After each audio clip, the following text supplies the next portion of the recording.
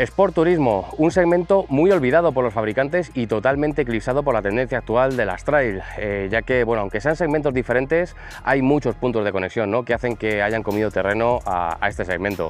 Pero a pesar de ser duras competidoras, aún hay marcas que apuestan por un concepto de moto con estética deportiva, con esa inclinación o guiño a las high sport, pero con las capacidades y opciones de una moto pues, para hacer kilómetros con mayor protección aerodinámica, mucha capacidad de carga y sobre todo que abran el abanico al máximo, ¿no?, en términos de polivalencia. Son motos perfectas para un uso diario, con las que puedes hacer viajes sin ningún tipo de problema, y la clave, un equilibrio perfecto entre comodidad y capacidades deportivas. Hoy pasamos por nuestro escáner a una de las motos más interesantes sobre el papel en el segmento actual de las Sport Turismo, ¿no? Una moto que muchos de vosotros me habéis pedido y que personalmente también tenía unas ganas locas de probar. Nuestra oficina hoy se tiñe de verde. Bienvenidos a todos a la prueba de la Kawasaki Ninja 1000 SX.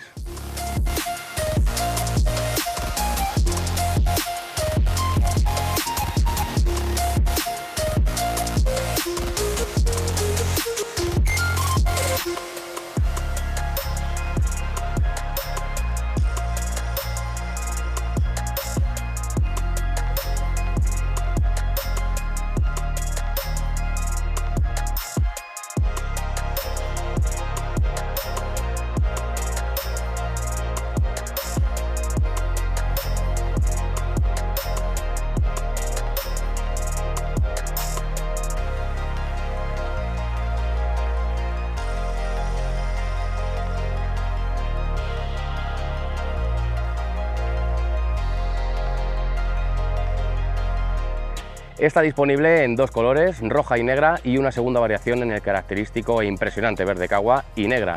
Su precio de salida, 16.499 euros.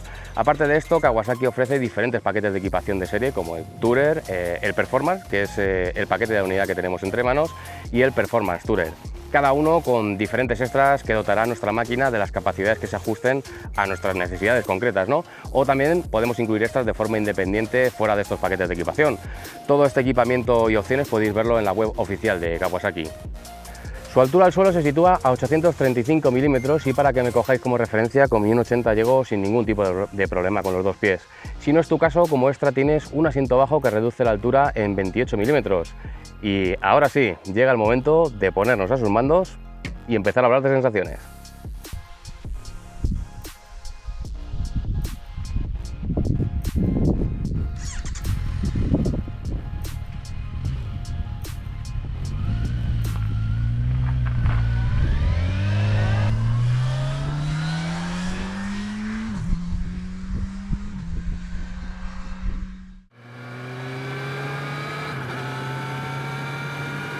Bien, como siempre empezamos por la ergonomía, y es una moto en la que te encuentras realmente cómodo. Triángulo ergonómico, perfecto, ¿no?, para afrontar kilómetros sin parar y pensado para que no pase factura en ningún momento. Posición erguida con un matiz muy leve, ya no de ataque, ¿no?, sino de deportividad, aunque no compromete para nada la comodidad. O sea, este matiz de deportividad viene un poco dado por el manillar, que aunque monta semimanillares, están elevados y con ángulo hacia la zona de conducción, pero aún tienes un matiz muy leve de ataque, ¿no?, que junto con la posición de sus estriberas, como es habitual en Kawasaki, están siempre un poquito elevadas, te da ese punto perfecto de picante, ¿no? Pero importante y recalcado, no compromete en nada la comodidad encima de ella, ¿no? Mullido del asiento, pues va muy cómodo, sinceramente.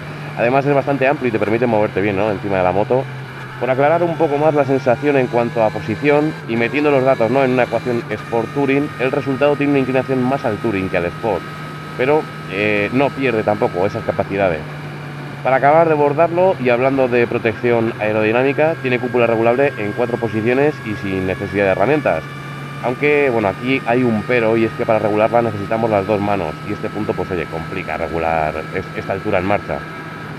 Protege de una forma impresionante, la verdad, y la posición alta con mi 1,80, el casco se me mantiene completamente estable sin que dé nada de aire, ni siquiera en la zona alta, o sea, cero turbulencias. Muy bien diseñado, ¿no? Se nota que todas estas aristas y alerones que tiene, lo que es la pantalla, tienen su porqué y desvían aire, ¿no?, de una forma impresionante.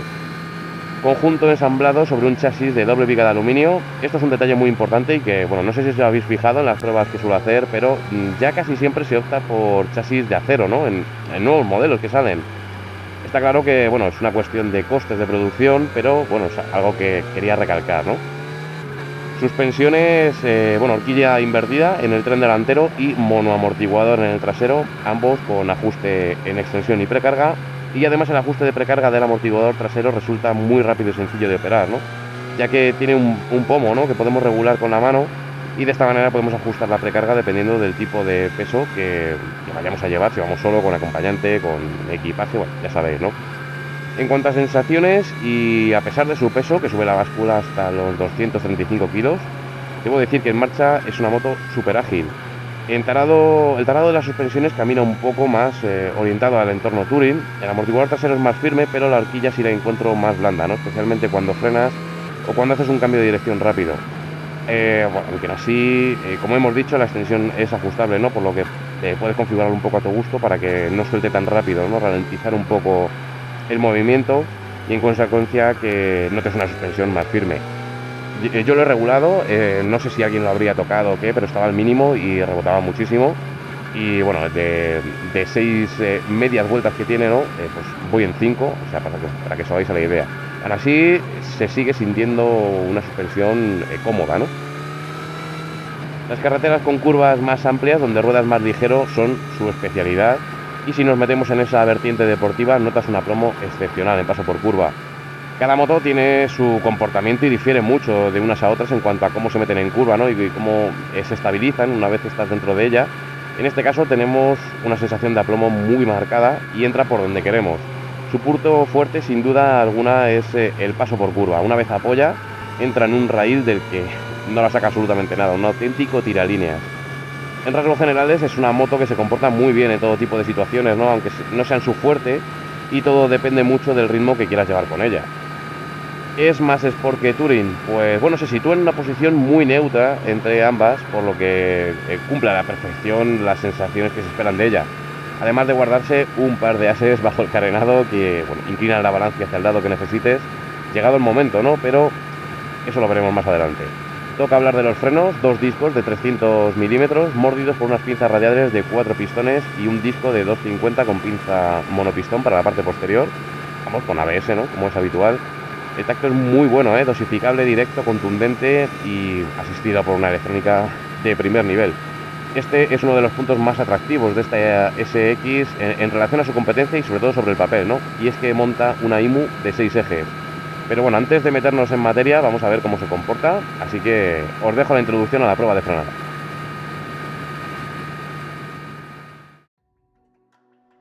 Bien, vamos a hacer una prueba de frenada de emergencia y una breve introducción al por qué hacemos esta prueba y qué detalles, ¿no?, vamos a encontrar en ella.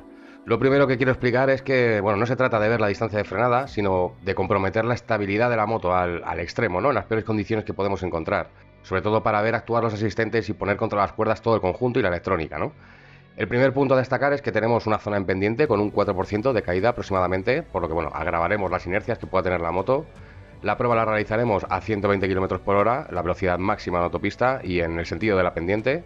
Cuando lleguemos al punto de frenada clavaremos únicamente el freno delantero, por lo que, bueno, forzamos la transferencia de masas, ¿no?, y hacemos que sea más fácil que la rueda trasera se levante. Y por último, unos metros después de esta zona de frenado, tenemos el punto clave. Se trata de un desnivel en el asfalto que además tiene una grieta sellada con alquitrán que, como sabéis, el agarre es mínimo cuando pisamos este tipo de superficies. Y en este momento todo el conjunto se encuentra al límite, ¿no? La suspensión en su compresión máxima, el neumático delantero con toda la carga de la frenada y el ABS a punto de saltar. En este preciso instante es cuando desestabilizamos todo con esa caída adicional en el asfalto, que hará variar la compresión de la horquilla y agravando aún más la pérdida de tracción del neumático delantero con esa línea sellada con alquitrán. Al saltar el ABS y acto después volver a esa situación límite, las motos tienden a levantar la parte trasera y en ese punto es, bueno, donde veremos actuar pues toda la electrónica, ¿no? Vamos a ello.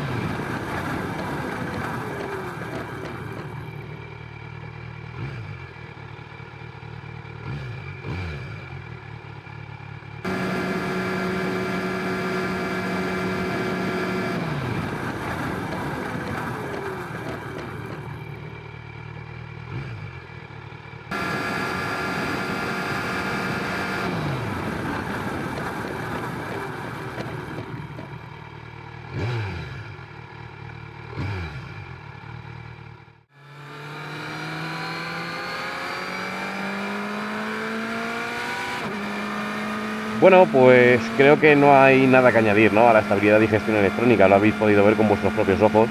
La electrónica es un aliado clave y en conjunto con el chasis y la parte de ciclo hacen no solo que sea muy eficaz, sino que también te transmite información de lo que está pasando, ¿no?, y sensaciones. Todo esto es importante a la hora de sentir que tienes todo bajo control. Y bueno, ya que nos hemos metido un poco en electrónica, tenemos 4 modos de conducción: el Rain, Road, Sport y Rider, este último completamente configurable, donde cambian la sensibilidad de acelerador electrónico y niveles de intrusión de los diferentes controles, ¿no?, como el ABS o control de tracción. Y además están gestionados por la IMU de 6 ejes que ya hemos hablado, ¿no?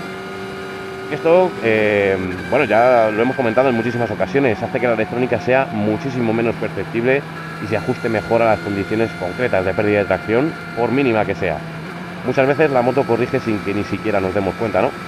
Cosa que no pasa con un sistema de electrónica más básico, como ocurre en otros modelos, donde sí notamos que a lo mejor nos quedamos sin potencia y en general esas correcciones que hace la centralita sí se transmiten a la conducción y sensaciones que siente el piloto.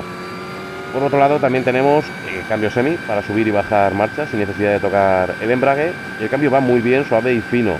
Aunque, y esto ya es una apreciación completamente personal, para mi gusto es un poco lento para subir de marcha. Es decir, cambio y noto como si hubiera cortado el acelerador y lo hubiera apretado de nuevo.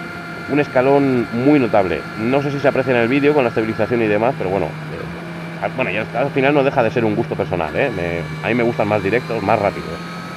Aunque haya dicho esto, el cambio va genial, ¿eh? A bajas vueltas, en altas, las marchas entran fenomenal.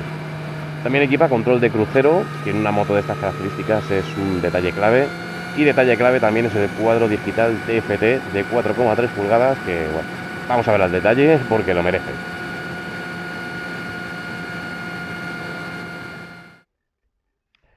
Bien, pues vamos a ver cómo funcionan el cuadro y las piñas. Y como estáis viendo, un sistema completamente digital. Además tiene 2 modos de cuadro y aparte también 2 tipos de iluminación, ¿no? Para ello le damos aquí al botón reset y cambiamos de blanco a negro dependiendo de las condiciones o nuestros gustos, ¿no? En el cuadro, pues aquí a la izquierda y a la derecha una serie de testigos y lo que es ya en el cuadro digital, marcha en granada, el mapa de motor que llevamos activo, si llevamos activado o no el cambio semiautomático, todo el tacómetro, el nivel de combustible, velocidad que estamos circulando. Aquí 2 módulos de información, como es habitual, ahora los vemos: temperatura del motor, temperatura ambiente, la hora y si llevamos conectado o no el teléfono móvil a través de su app. En las piñas, aquí tenemos el corte de encendido y el arranque de la moto, le tendremos que dar para abajo. Y en la piña izquierda, aquí las luces largas, luces cortas y la ráfaga. Todo el tema de el control de velocidad, el control de crucero. Los diferentes modos, select y arriba y abajo para controlar el cuadro. Y también el reset para irnos para atrás o resetear datos. Los intermitentes, el claxon, los warning y en este caso la unidad también trae puños calefactables. Bueno, y aquí también tiene una toma de corriente, que eso no lo hemos dicho. También vamos a ver el tema de la pantalla, porque como os he dicho, pues hacerlo en marcha, hombre, se puede hacer porque te puedes soltar de las 2 manos, pero es complicado, ¿no? Porque además está aquí abajo. Es esta palanquilla, ¿veis? Hay que apretar para abajo, entonces ya puedes modificarla. Esta sería la más elevada, ¿no? Luego, si le das en marcha, sí cae solo, ¿no? Ahí sería otra, y esta es la más baja. Ya no baja más. Entonces, si está en la posición alta y yo le doy, pues cae por completo. Entonces, bueno, para bajarla en marcha sí es relativamente fácil. Luego, en el tema del cuadro, pues para cambiar los modos de conducción le pulsamos para arriba y vas a ver Sport. Bueno, estoy en el de arriba del todo. Le damos para abajo, cambia el Road, cambia el Rain y el Rider. Este es completamente configurable. Como veis, yo lo llevo con el control de tracción quitado y la potencia al máximo, ¿no?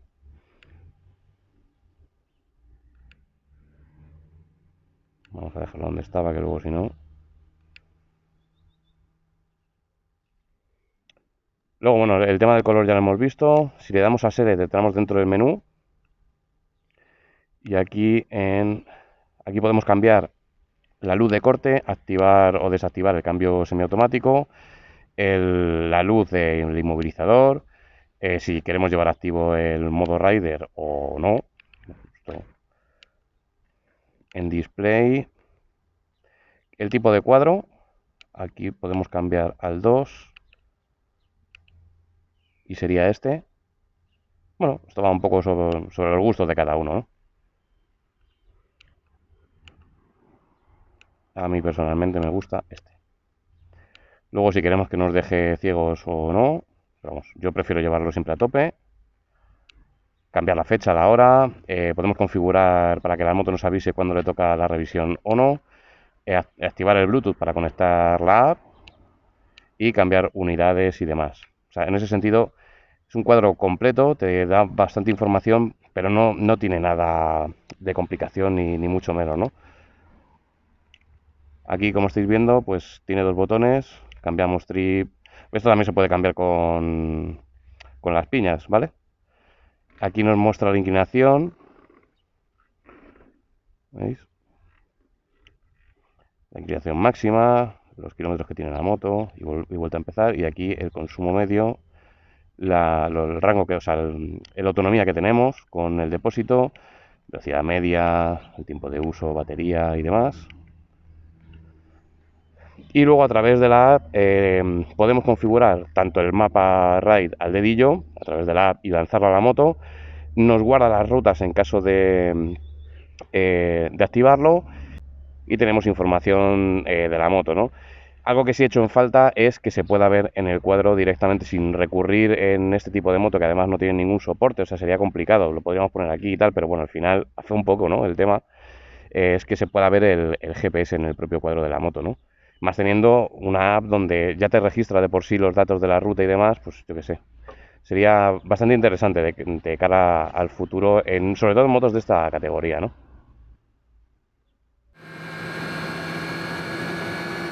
Llegamos a la joya de la corona, toca hablar del propulsor, motor tetracilíndrico de 1043 centímetros cúbicos que entrega 142 caballos a las 10.000 vueltas y 111 Nm a las 8.000. Es un motor con un carácter muy rutero, o sea, tiene unos bajos muy buenos y una parte media brillante, espectacular. Una explosión de par brutal que te saca de las curvas como un tiro sin necesidad de estar bajando una marcha, ¿no? Normalmente, si hablamos de Tetra, son motores relativamente llenos en la parte baja y media, en cilindradas de 1000 centímetros cúbicos, y en general son motores lineales que se vuelven locos en la parte alta de las revoluciones. En este caso no es así. La mejor parte y que destaca de una forma excepcional es la media, con bajos muy aprovechables también, pero es un motor que no merece la pena subir mucho de vueltas, tiene ese carácter rutero muy marcado. Aunque la mejor forma de entender su rango de trabajo y cómo entrega tanto el par como la potencia es viéndola hacer el hámster en el rodillo, ¿no? Así que vamos al banco de potencia.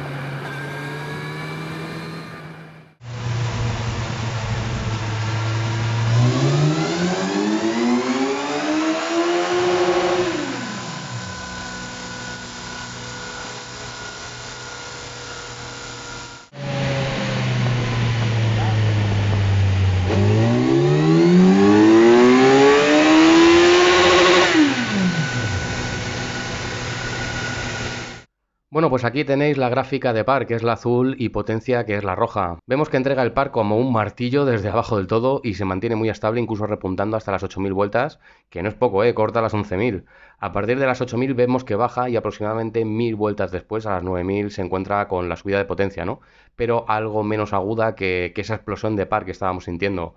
Por eso, cuando vas a sus mandos notas que la parte alta no es tan destacable. Claro que también se puede mirar de otra forma, y es que el par es tan brutal desde las bajas vueltas que, bueno, es capaz de eclipsar a la potencia en altas, ¿no? Como digo, son dos formas de verlo. Para aclarar un poco más el rendimiento de esta Ninja 1000 SX, hemos comparado su gráfica con la de su rival directa, la Suzuki GSX 1000 GT. En las gráficas de par azul y verde vemos cómo destaca la Kawasaki hasta prácticamente las 7000 vueltas, y se igualan en rendimiento hasta las 8500, donde la gráfica de par en la Ninja comienza a bajar y la Suzuki se mantiene estable hasta prácticamente el corte. Por otro lado, en las gráficas de potencia naranja y roja, el rendimiento camina un poco en la misma línea, ¿no? Destaca la Kawasaki en la parte baja y media, donde ahí se igualan, para después que la Suzuki repunte por encima. ¿Qué significa todo esto? Bueno, en esta Kawasaki tenemos un motor con carácter más rutero, muy lleno en bajos, que aunque tira en la zona alta no destaca, y en la Suzuki un motor que está bastante lleno gracias a su cilindrada, aunque sin llegar al rendimiento de la Kawasaki, pero que tiene ese alma de tetracilíndrico puro y se vuelve loco en la parte alta, capaz de destacar por encima de este, ¿no? Sonido espectacular y más aún con la cola Akrapovic, ¿no?, que llevamos en el paquete Performance y suavidad propia de un Tetra. Es una moto con la que no necesitas jugar mucho con las marchas en zonas de curvas. Tiene una parte baja y media tan buena que sencillamente aceleras y sales catapultado, ¿no?, de las curvas. La suavidad en el tacto y especialmente en la entrega de potencia inicial es algo que me ha encantado. Ese primer golpe de gas, ¿no? Ya sabéis que también soy muy maniático con eso y debo decir que en esta SX está muy, pero que muy bien afinado. Es mantequilla. No da ni el más mínimo tironcillo cuando irás fino, ¿no? Y esto hace que el paso por curva sea extremadamente estable, sobre todo cuando vas algo más fuerte. Y no podemos hablar de ir fuerte y dejar de lado las marcas de aceleración y recuperación. Así que volvemos a la pista de pruebas y vamos a realizar las dos pruebas de siempre. Una aceleración desde parado hasta los 120 y una recuperación en tercera desde los 40 hasta los 120. Vamos a ver qué marcas hacen.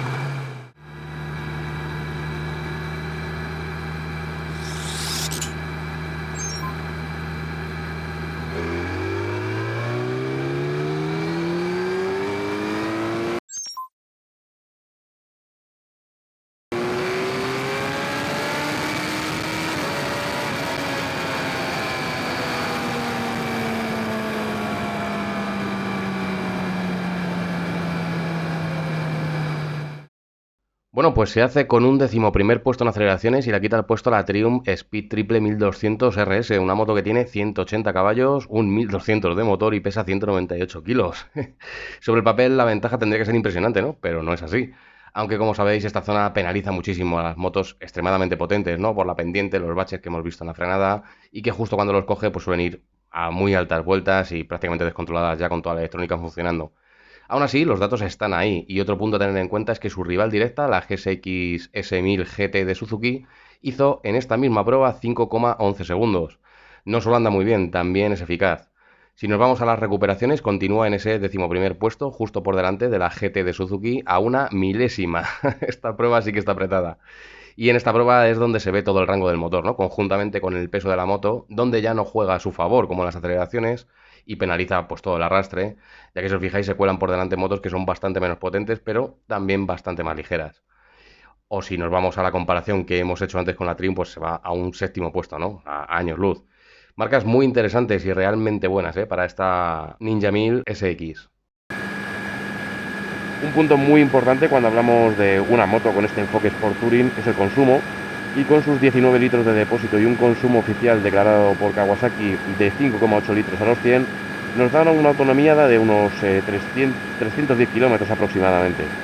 A lo largo de la prueba, sin ir pensando, ¿no?, en el consumo y con todas las pruebas que hago, que bueno, como habéis visto, pues no están muy orientadas a llevar un consumo contenido, bueno, pues me ha marcado unos 6 litros y pico aproximadamente a los 100. Y bueno, llega el momento de poner ese consumo a prueba, así que ponemos parciales a cero, velocidad de 120 en autopista y vemos qué consumo somos capaces de sacar.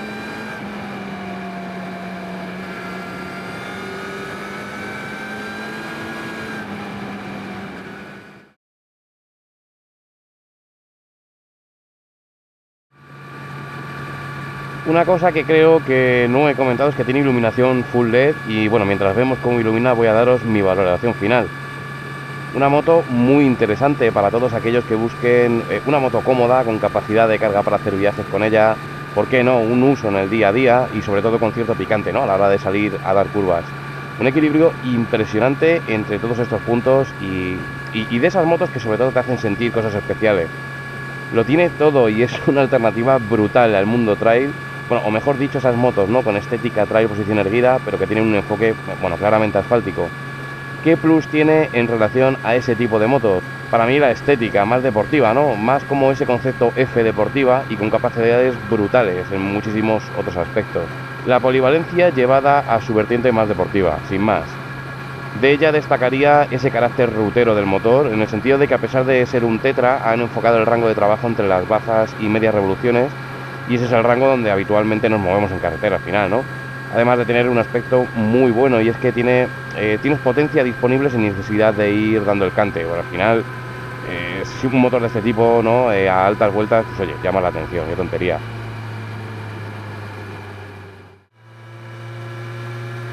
Por otro lado, su ergonomía, comodidad y protección aerodinámica son geniales. O sea, una moto que no pasa factura de cansancio en ningún momento.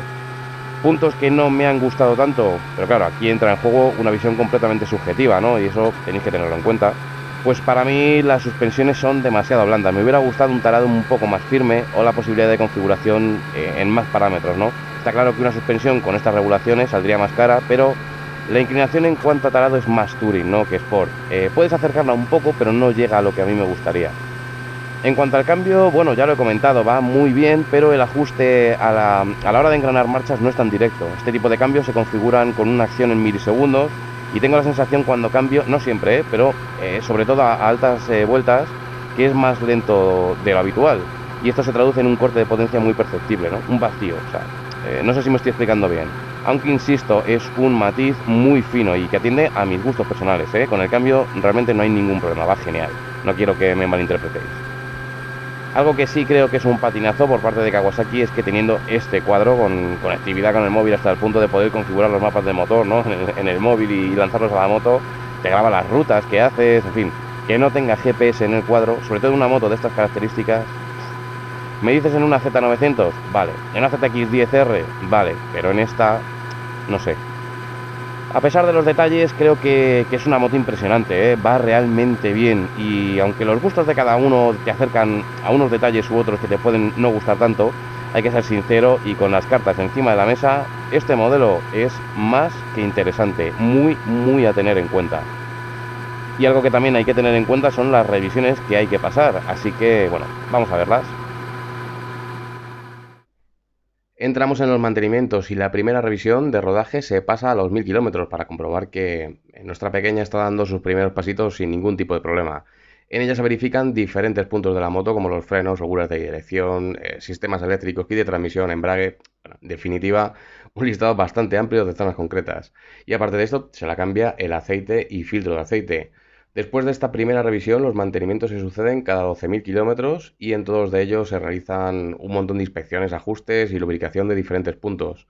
Pero bueno, vamos a centrarnos en los cambios más significativos, ¿no? La primera de los 12.000, cambio de aceite, filtro de aceite y sincronización del motor, que esto se repite en todas las revisiones. A los 24.000 cae revisión más gorda, donde aparte de todas las inspecciones se la suman cambio de aceite y filtro de aceite, cambio de filtro de aire, por fin, y cambio de bujías y líquido de frenos. A partir de aquí estas revisiones más gordas se repiten a los 36.000 y 48.000 kilómetros, cada una con particularidades concretas y en el caso de la revisión de los 48.000 entra en juego el reglaje de válvulas y cambio de refrigerante. De esta última revisión no aparece el precio en la web, habría que consultar el taller concreto donde vayáis a ir a pasarla, pero estos precios son de Pecus Motor, concesionario oficial Kawasaki en Madrid. Podéis acceder al listado de detalles de todas las revisiones en la web oficial de Kawasaki. Rivales, bueno, podríamos meter unas cuantas rivales, ¿no?, que por concepto se pueden acercar a esta moto, pero al final las motorizaciones hacen que sean completamente diferentes, ¿no?, una vez te subes a sus mandos. Puede ser que alguno de vosotros estéis indecisos entre una moto u otra en relación a esta y esa moto no vaya a estar en la lista, pero me voy a ir directo a por una de sus competidoras directas, son prácticamente clavadas sobre el papel, y hablo de la Suzuki GSX S1000 GT. Bueno, en cuanto a motor, pues la Suzuki tiene 999 centímetros cúbicos, motor tetracilíndrico, y la Kawasaki 1043 centímetros cúbicos, motor tetracilíndrico. En potencias andan muy parejas, la saca 10 caballos la GSX con 152 y esta Ninja entrega 142. Y en cuanto a par, las tornas se invierten un poco, ¿no? 106 Nm para Suzuki y 111 Nm para esta Ninja. Aquí, bueno, hay una diferencia muy clara, ¿no? En el tipo de motor, respuesta que tiene cada modelo, ¿no? Por un lado, Kawa, bueno, como hemos visto en la prueba, ¿no? Sobre todo destacan esos bajos y esos medios que tiene, con un plus más rutero, ¿no? En cuanto a bajos. En cambio, la GSX es un motor tetra puro de toda la vida, ¿no? Por así decirlo. Es un motor que está muy lleno en bajos gracias a esa cilindrada de 1000 centímetros cúbicos, pero destaca sobre todo de una forma espectacular en la parte alta, ¿no? Donde estira como una bestia hasta el corte, ¿no? Hasta el infinito. Este punto al final puede hacer que la balanza se incline hacia un lado o hacia otro, dependiendo sobre todo de lo que busques en una moto, ¿no? En cuanto a pesos, pues andan prácticamente iguales, un poco más ligera la Suzuki con 226 kilos y 235 235, perdón, para esta Ninja. Y si hablamos de depósito, son 19 litros de depósito, por lo que el peso no está ahí al final, ¿no? Hay una diferencia muy importante entre los dos modelos y bueno, es que ambas tienen electrónica, ¿no? Pero esta Ninja monta una IMU de 6 ejes, ¿no? Como ya hemos visto. A ver, yo debo decir que he probado los dos modelos y son motos que tienen muchísimo aplomo, ¿no? En todo tipo de condiciones, y antes que lo que es una pérdida de tracción, empiezan a pasar factura las suspensiones que son, bueno, tienen ese carácter, ¿no? Más sport touring, pero muchas veces más inclinado a un ambiente cómodo, ¿no? A un tarado confortable con el que poder hacer kilómetros sin ningún tipo de problema. Y eso en una vertiente deportiva, que es donde realmente le sacas partido, ¿no? A una IMU, pues se deja un poco de lado. No voy a decir que no se note nunca, pero se nota en ciertos momentos, ¿no? Que no hacen que sea, bueno, imperativo, ¿no? Desde el punto de vista de la necesidad. También es cierto que en los temas del cuadro, la Suzuki tiene un cuadro más grande y además tiene GPS incorporado, ¿no? En ese sentido, bueno, aunque este cuadro está bastante bien, tiene conexión con el móvil, podemos tocar los diferentes mapas de motor a través de su app y demás.